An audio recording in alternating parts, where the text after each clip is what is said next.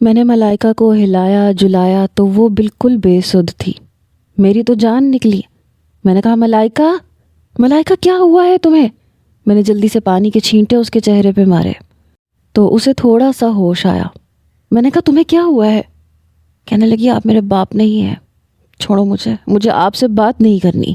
اس کی آواز سن کر، اسے جیتا جاگتا دیکھ کر مجھے سکون ہوا۔ میں نے اس دن اسے اسکول نہیں بھیجا۔ شام تک شفا اور اس کی والدہ جا چکے تھے۔ مجھے لگا تھا کہ چند دن کی بات ہے، ملائکہ ان کو بھول جائے گی، لیکن ملائکہ نے مجھ سے بات چیت چھوڑ دی تھی۔ اپنے موبائل میں رافع کی تصویر دیکھ کے روتی رہتی، اسے چومتی رہتی۔ میں اس کے پاس بیٹھ گیا۔ میں نے کہا دیکھو، میں نے تمہارے لیے تمہاری پسند کی بریانی بنائی ہے۔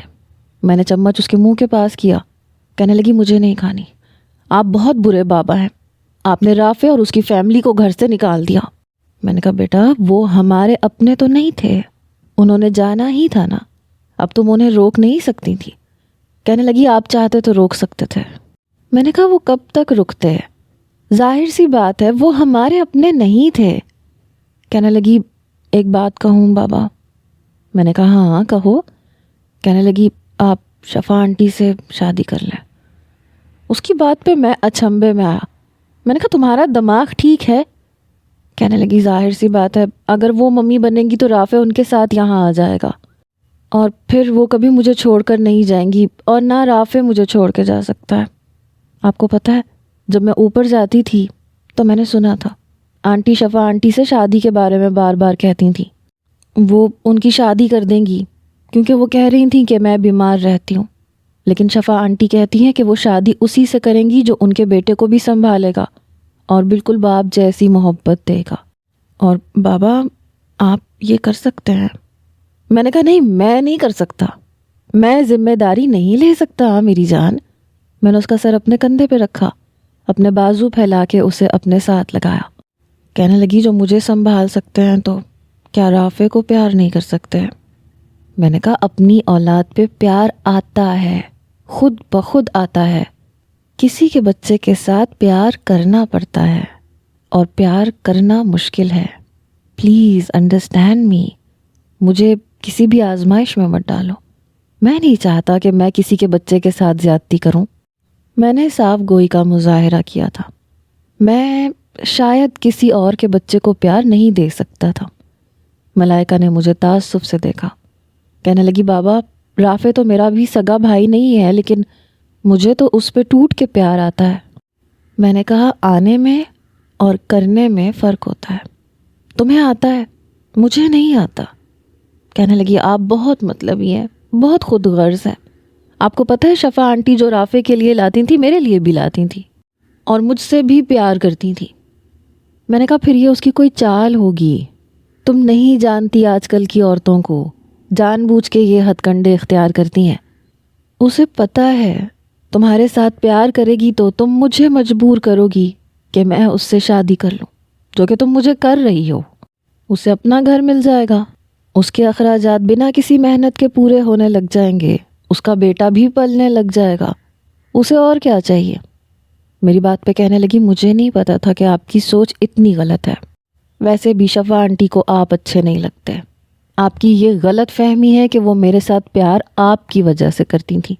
ایسا کچھ بھی نہیں ہے بابا، آپ کی تو وہ بہت برائیاں کرتی ہیں، آپ کو بہت برا بھلا بھی کہتی ہیں۔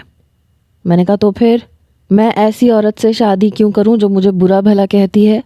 پلیز ملائکہ، دیکھو مجھے تمہاری ماما سے محبت تھی، اور میں ابھی بھی اسی سے کرتا ہوں، ورنہ ابھی تک دوسری شادی کر چکا ہوتا، اور دوسری محبت میں تم سے کرتا ہوں۔ تمہارے اوپر میں کسی دوسری عورت کو نہیں لا سکتا، کیا پتہ تمہارے ساتھ کیا سلوک کرے۔ کہنے لگی دوسری عورت کا تو مجھے نہیں پتا، لیکن شفا آنٹی میرے ساتھ کبھی بھی برا سلوک نہیں کریں گی، کیونکہ وہ بری نہیں ہے۔ میں نے کہا تم جانتی ہو اس کا کوئی کام سیدھا ہے ہی نہیں، اور مجھے لگتا ہے کہ اس کے شوہر نے اسے ڈیورس دی ہے، کیونکہ وہ اپنے بچے کے سامنے اس کے باپ کا نام تک نہیں لیتی، وہ اپنے باپ کے بارے میں پوچھتا ہے تو اسے تھپڑ مارتی ہے۔ کہنے لگی ہاں، وہ ان سے بہت نفرت کرتی ہیں، انہیں بہت برا بھلا کہتی ہیں کہ ان کی زندگی کا بہت بڑا فیصلہ تھا کہ انہوں نے ساجد سے شادی کی، میں نے اس کی بات کو لاپرواہی سے سنا۔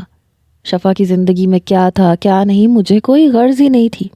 بہرحال بڑی مشکل سے میں نے ملائکہ کو کھانا کھلایا تھا، لیکن اس کی ایک ہی ضد تھی کہ بابا اگر آپ نے شفا آنٹی سے شادی نہیں کی تو میں آپ سے کبھی بھی بات نہیں کروں گی۔ اور وہ سچ مچ مجھ سے بات کرنا چھوڑ چکی تھی۔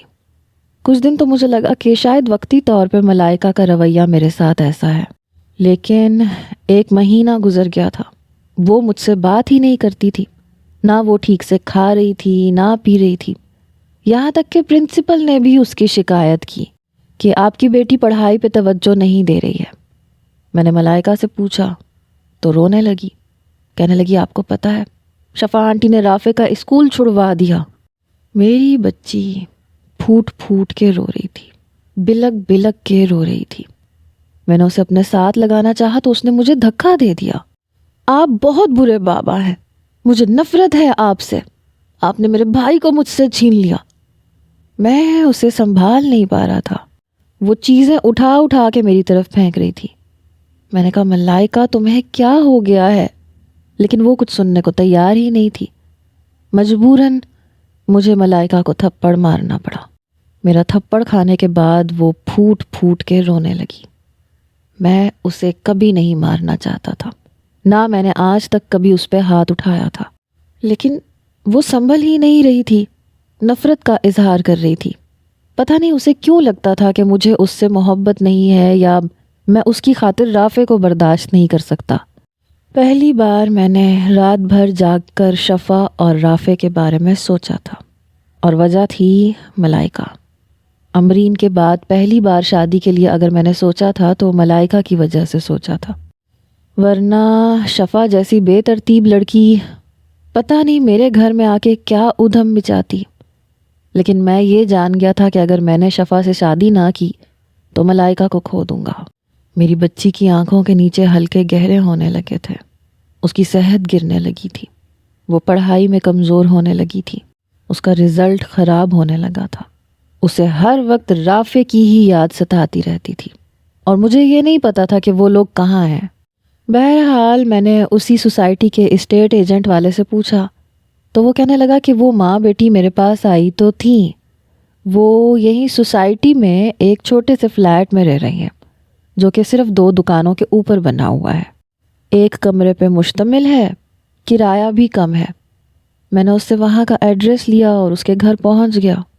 ملائکہ کو ساتھ لے کے گیا تھا کیونکہ ملائکہ اگر نہ جاتی تو شفا مجھے اندر بھی نہ آنے دیتی۔ جیسے ہی ملائکہ کو دیکھا تو شفا نے دروازہ کھول دیا۔ ملائکہ اس کے ساتھ لگ گئی، رونے لگی، پھر کہنے لگی رافع کہاں ہے؟ کہنے لگی اسے بخار ہے، کمرے میں ہے، تمہیں ہی پکار رہا ہے۔ کافی ٹوٹا ہوا لہجہ تھا، مجھے دیکھ کے اس کے ماتھے پہ بل پڑے۔ میں نے کہا کیا میں اندر آ سکتا ہوں؟ کہنے لگی پتہ نہیں، آنا چاہیں تو آ جائیں، جانا چاہیں تو چلے جائیں، ملائکہ کو جب واپس آنا ہوگا تو آپ کو کال کر لے گی۔ وہی روکھا سا لہجہ۔ میں نے کہا چلیں، مجھے آپ کی والدہ سے بات کرنی ہے۔ کہنے لگی امی بھی بیمار ہیں، وہ بھی سو رہی ہیں۔ میں نے کہا تو پھر آپ تھوڑی دیر کے لیے انہیں جگا دیں۔ یہ کہہ کے میں اندر آ گیا۔ اندر آیا تو بس چھوٹا سا لاؤنج تھا، وہیں سائڈ پہ چھوٹا سا کچن تھا اور ایک ہی کمرہ تھا۔ میں لاؤنج کے صوفے پہ ہی بیٹھ گیا۔ کہنے لگی ایسے کریں، آپ کو جو بھی میری والدہ سے کہنا ہے آپ مجھ سے کہہ دیں، میں آپ کا پیغام انہیں دے دوں گی۔ اماں ابھی دوائی لے کے سوئی ہیں، میں انہیں جگا نہیں سکتی۔ میں نے کہا کوئی بات نہیں، آپ سونے دیں انہیں، میں انتظار کر لوں گا۔ میری بات پہ شاید اسے حیرت ہوئی تھی۔ کہنے لگی آپ 1-1.5 گھنٹہ انتظار کریں گے؟ میں نے کہا ہاں جی میں کر لوں گا، مجھے کوئی پرابلم نہیں ہے۔ سائڈ پہ پڑے میگزین میں نے پکڑے اور خواہ کھول کے انہیں پڑھنے لگا۔ اب وقت بھی تو گزارنا تھا۔ کچھ دیر وہ مجھے دیکھتی رہی، پھر کہنے لگی چائے پئیں گے؟ میں نے کہا جی ہاں، انتظار کرنا ہے تو چائے پی لوں گا، لیکن پلیز ساتھ میں کوئی اہتمام مت کیجیے گا۔ کہنے لگی وہ میں کر بھی نہیں رہی کیونکہ آج کل میری جیب اس چیز کی اجازت نہیں دے رہی۔ میں نے کہا آپ کی جاب نہیں لگی؟ کہنے لگی نہیں۔ میں نے کہا تو پھر میرے گھر میں کیا تکلیف تھی؟ کہنے لگی بس نہیں رہنا تھا وہاں۔ میں نے کہا اگر آپ تھوڑا سا ٹھنڈے دماغ سے سوچتی تو شاید آپ کو میری بات اتنی غلط نہیں لگتی۔ دیکھیں میں دوسروں کے معاملات میں کبھی نہیں پڑتا، میری عادت نہیں ہے۔ کہنے لگی جی ہاں سمجھ میں آ گیا ہے مجھے، لیکن میں یہاں سکون میں ہوں، کم از کم کسی کا احسان کا جوتا نہیں ہے میرے سر پہ۔ میں نے کہا یہاں پہ کب تک بنا جاب کے رہ سکتی ہیں آپ؟ کہنے لگی ڈھونڈ رہی ہوں نا، مل جائے گی۔ اسکول کی نوکری بھی چھوٹ چکی ہے، گاڑی کا ویسے ہی ستیہ ناس ہو گیا، سوچ رہی ہوں گاڑی بیچ کے بینک کا لون اتار دوں، کم از کم اس سود سے تو میری جان چھوٹے گی۔ میں نے کہا اگر آپ چاہیں تو میں آپ کو جاب دے سکتا ہوں۔ کہنے لگی آپ کے احسان کی ضرورت نہیں ہے۔ پھر کچن میں چلی گئی، چائے بنا کر لائی تو تب تک اس کی والدہ کمرے سے باہر آ چکی تھی۔ شاید ملائکہ اور رافع کی آواز سے ان کی آنکھ کھلی تھی۔ کہنے لگی بیٹا تم بھی آئے ہو؟ میں نے کہا جی آنٹی، آپ کی طبیعت کیسی ہے؟ کہنے لگی اللہ کا شکر ہے، ویسے بھی بڑھاپا خود ایک بیماری ہے، یہ قبر میں پہنچا کے ہی ختم ہوتی ہے۔ وہ صوفے پہ بیٹھ چکی تھیں، پھر میں بھی بیٹھ گیا۔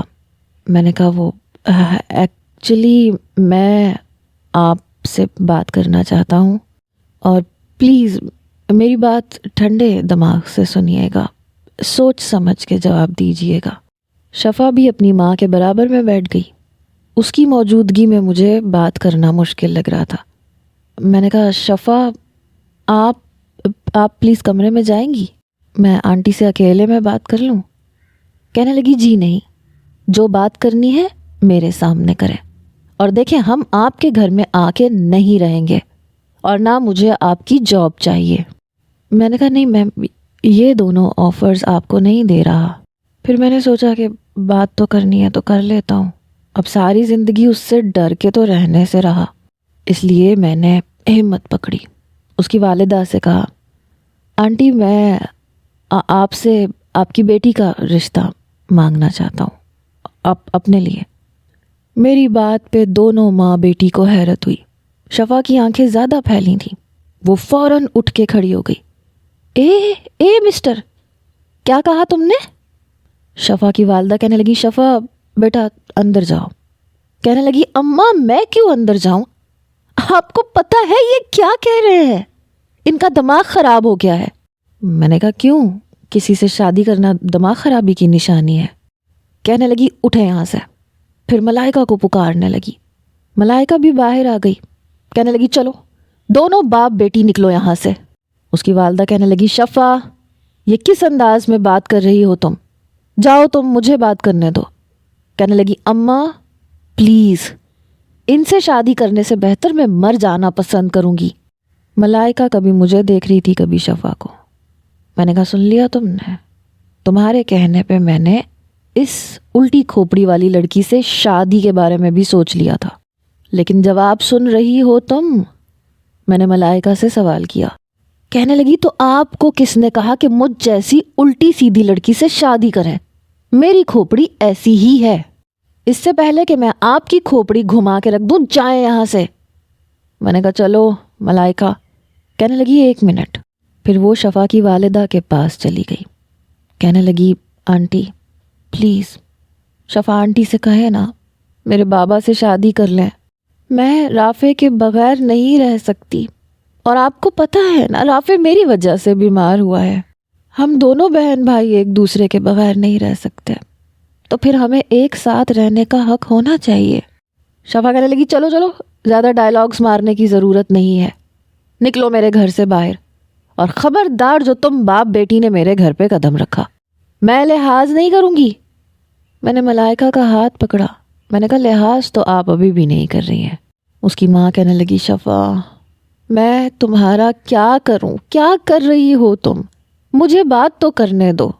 کہنے لگی نہیں کرنی بات، چلو چلو نکلو شاباش یہاں سے۔ وہ تو یوں تھی جیسے ہمیں گھر سے باہر نکال کے ہی دم لے گی۔ میں باہر نکل آیا، ملائکہ رونے لگی۔ میں نے کہا ہو گئی تمہاری تسلی؟ باپ کو ذلیل کروا کے اب مل گیا سکون تمہیں؟ دیکھ لیا تم نے کتنی بدتمیز عورت ہے یہ؟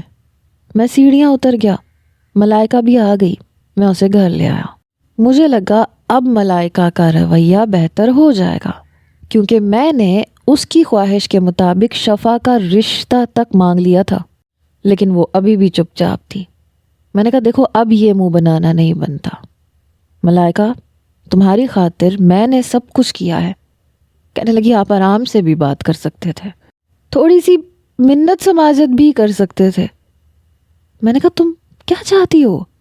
تمہارا باپ اس دماغ خراب لڑکی کے پاؤں میں سر رکھ دیتا، اتنا گرا پڑا نہیں ہوں میں۔ بس کر دو ملائکہ پلیز۔ وہ اٹھ کے اپنے کمرے میں چلی گئی۔ میں تنگ آ چکا تھا، میرے گھر کا ماحول تھا کہ ٹھیک ہونے کا نام نہیں لے رہا تھا۔ ابھی میں ملائکہ کے بارے میں ہی سوچ رہا تھا جب ڈور بیل بجی۔ میں باہر گیا، میں نے کہا کون ہے؟ تو کوئی نوجوان تھا، کہنے لگا دروازہ کھولیں۔ میں نے دروازہ کھولا، پینٹ کوٹ میں ایک میری ہی عمر کا نوجوان ہوگا یا شاید مجھ سے 2 سال چھوٹا ہوگا۔ میں نے کہا جی فرمائیے کون ہیں آپ؟ کہنے لگا شفا آپ کے گھر پہ رینٹ پہ رہتی ہے؟ میں نے کہا جی نہیں، وہ رہتی تھی اب نہیں رہتی۔ کہنے لگا او آئی سی، تو کہاں گئی ہے وہ؟ میں نے کہا آپ کون ہیں صاحب؟ وہ کہنے لگا میرا نام ساجد حسین ہے۔ یہ نام میں نے شاید کہیں سنا تھا۔ میں نے کہا مجھے نہیں پتا وہ کہاں ہیں، یہاں سے جا چکی ہیں۔ کہنے لگا کچھ بتا کر گئی ہیں کہ کہاں گئی ہیں؟ میں نے کہا نہیں جی، مجھے تو انہوں نے کچھ نہیں بتایا کہ وہ کہاں گئی ہیں، میں کچھ بھی نہیں جانتا۔ یہ نام میرے دماغ میں بار بار گونج رہا تھا۔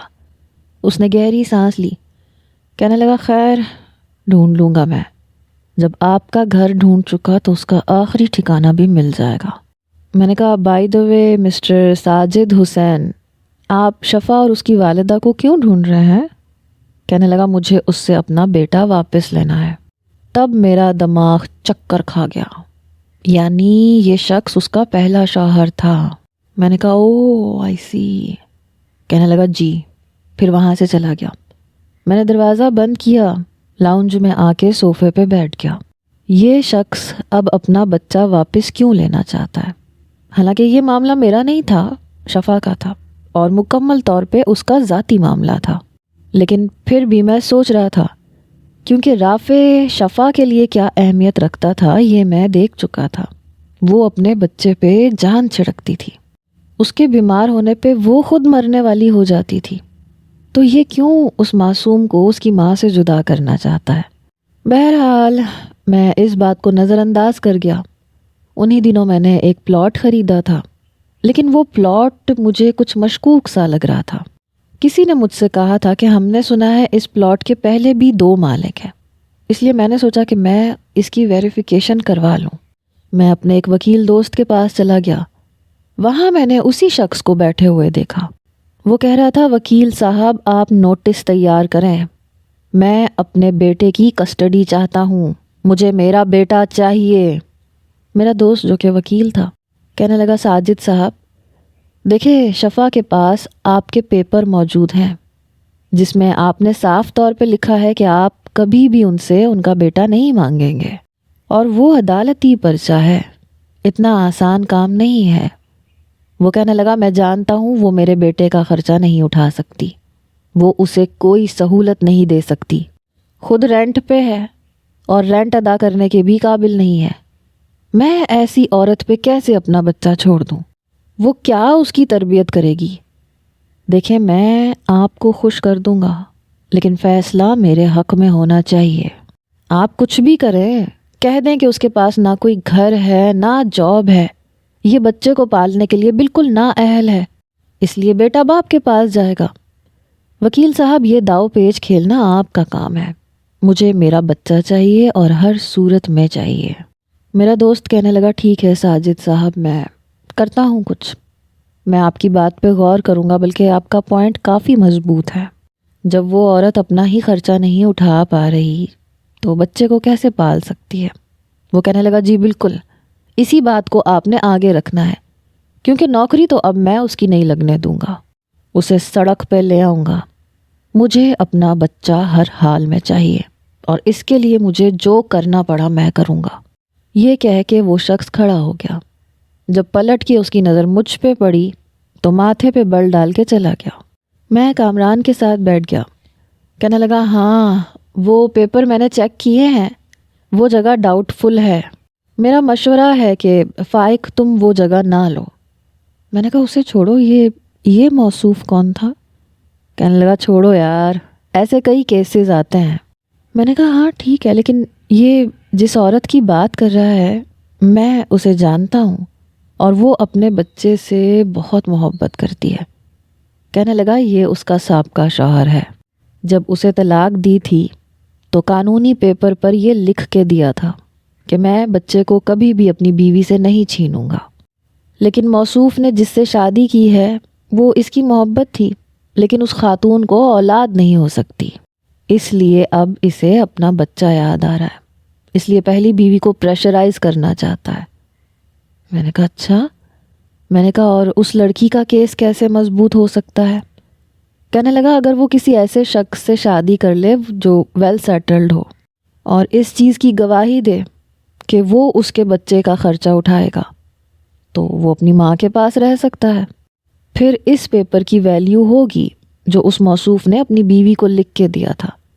لیکن وہ لڑکی شاید شادی نہ کرے کیونکہ پچھلے 4 سال سے اس نے ایسا کچھ نہیں کیا۔ میں نے کہا ٹھیک ہے۔ میں نے کہا ایسے کرو تم یہ کیس لینے سے انکار کر دو۔ کہنے لگا کیوں؟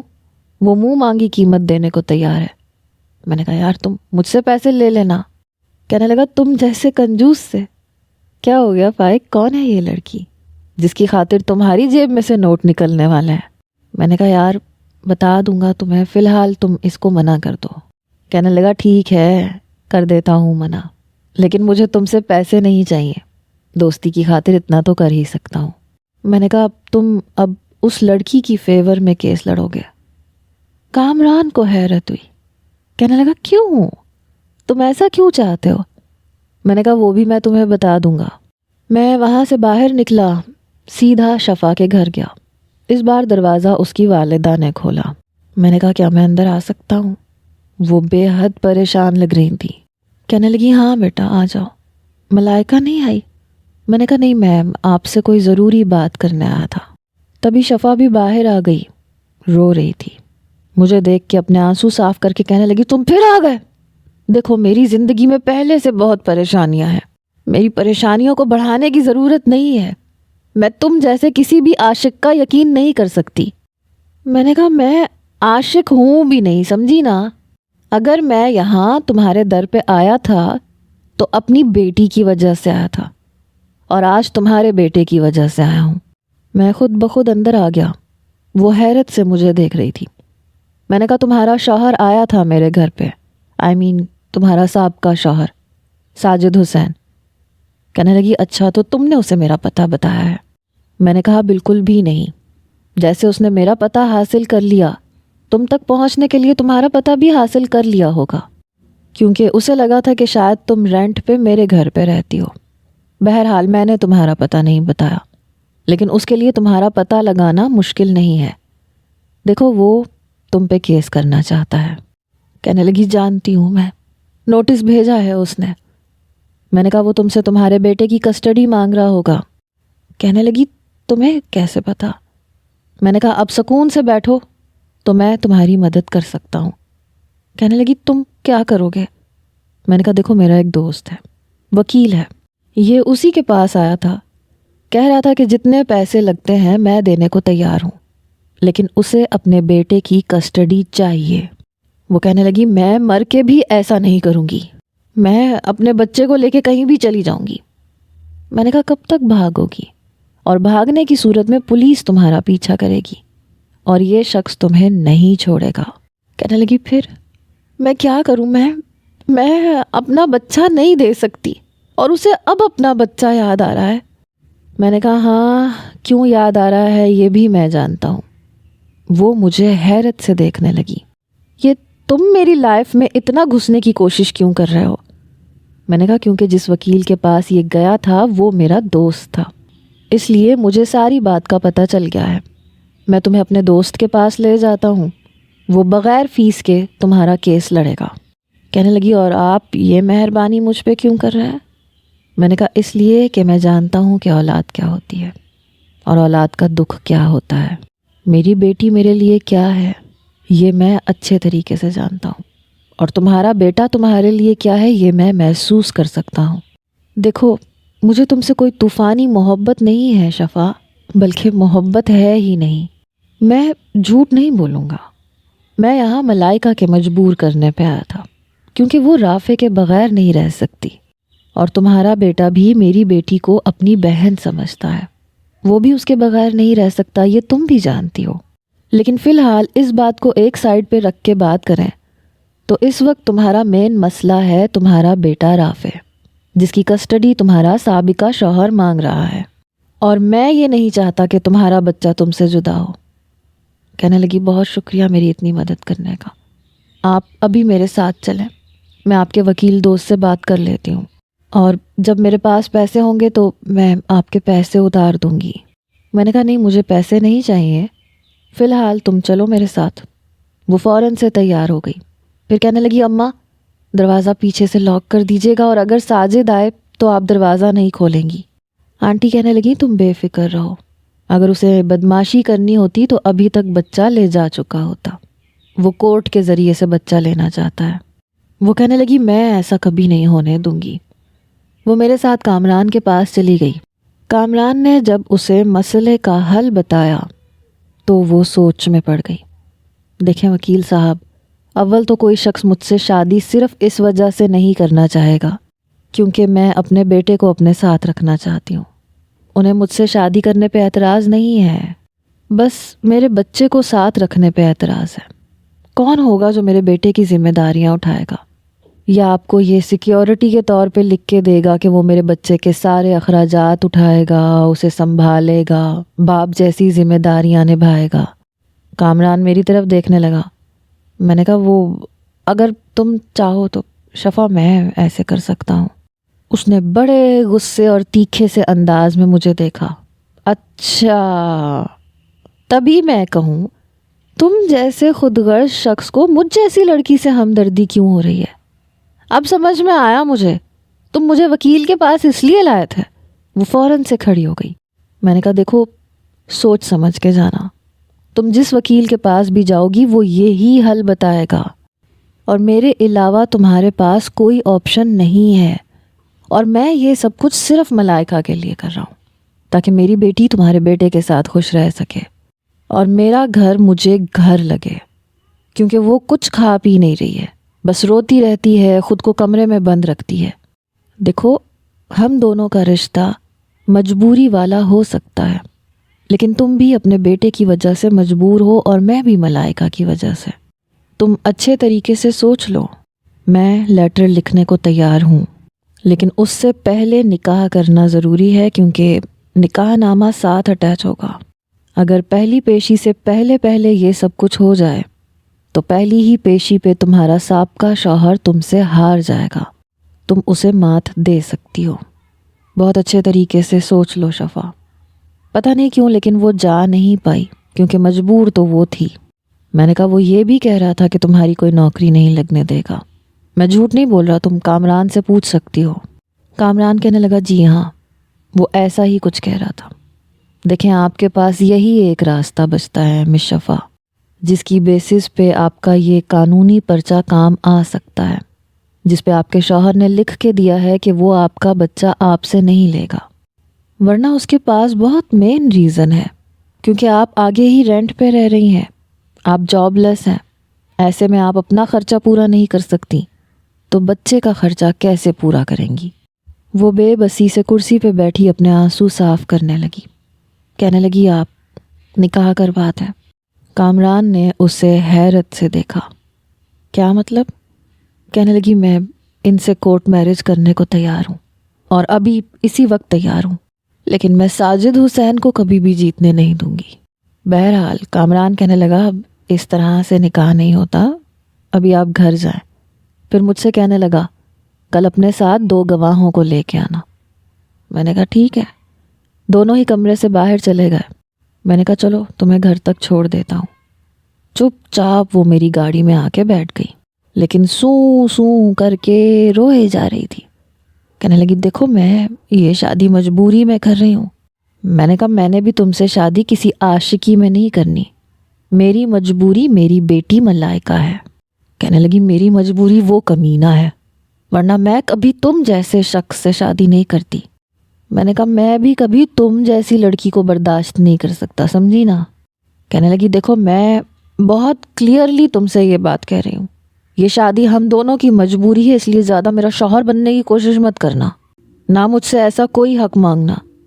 میں نے کہا اوکے ڈن، لیکن تم بھی میری بیٹی سے غیروں والا سلوک نہیں کرو گی، ویسی ہی محبت اور ویسی ہی توجہ دو گی جیسی رافع کو دیتی ہو. کہنے لگی یہ بات میں بھی کہہ سکتی ہوں. میں نے کہا مجھے کوئی اعتراض نہیں ہے، میں دوبارہ لکھ کے دے رہا ہوں کہ میں تمہارے بیٹے کے اخراجات اٹھاؤں گا، اس سے زیادہ کیا ثبوت چاہیے تمہیں؟ تم سے تو میں لکھوا بھی نہیں رہا، تمہیں تو میں صرف کہہ رہا ہوں. کہنے لگی ٹھیک ہے مجھے منظور ہے، لیکن دیکھو میں تمہارے کوئی کام نہیں کروں گی. میں نے کہا ہاں مجھے کوئی فرق نہیں پڑتا. کہنے لگی تم 1 نہیں 2 نہیں 3 فٹ کے فاصلے پہ مجھ سے بات کیا کرو گے، کبھی میرے قریب آنے کی پاس آنے کی کوشش نہیں کرو گے، اور میں تمہارے کمرے میں نہیں رہوں گی، میں بچوں کے کمرے میں رہوں گی، ملائکہ اور رافع کے کمرے میں. میں نے کہا ہاں منظور ہے مجھے، بلکہ تم نے تو میری ساری پریشانی دور کر دی، بس تم بچوں کے ساتھ فیئر رہو اور کھانا تمہیں پکانا پڑے گا. کہنے لگی ہاں ٹھیک ہے منظور ہے. ہم نے آپس میں ہی شرائط رکھ لی تھیں. اگلے روز اس کی والدہ اور ملائکہ، رافع اور میرے 2 ورکرز کی موجودگی میں ہمارا نکاح ہو گیا، اور وہ بھی کورٹ میں. بہرحال وہ بالکل بھی تیار نہیں ہوئی تھی. آپ کہہ سکتے ہیں کہ سر جھاڑ منہ پھاڑ والا حساب تھا. کپڑے تک تبدیل کرنے کی زحمت نہیں کی تھی اس لڑکی نے، وہی کل والا لباس پہنا ہوا تھا. ملائکہ بے حد خوش تھی، رافع کو گود میں لے کے پیار کر رہی تھی. بہرحال کامران نے پہلی ہی پیشی پہ اس کے شوہر کو شکست دے دی تھی کہ ان کا یہ بیان بالکل بے بنیاد ہے، کیونکہ میری موکلہ جس شخص کی بیوی بن چکی ہیں اس کا اپنا گھر ہے، اپنا کاروبار ہے، اور وہ رافع کو باپ کی محبت کے ساتھ ساتھ اس کے سارے اخراجات بھی برداشت کر سکتا ہے، اور وہ یہ تحریری طور پہ لکھ کے دے چکا ہے. اور انہوں نے طلاق دیتے وقت قانونی طور پر یہ کہہ دیا تھا کہ یہ بیٹے کی کسٹڈی نہیں مانگیں گے. ساجد بڑے غصے سے مجھے دیکھ رہا تھا. اس کے سامنے میں نے شفا کا ہاتھ پکڑ لیا اور اپنے لبوں پہ لگایا. اسے تو جیسے کرنٹ پڑا. سب کے سامنے اس نے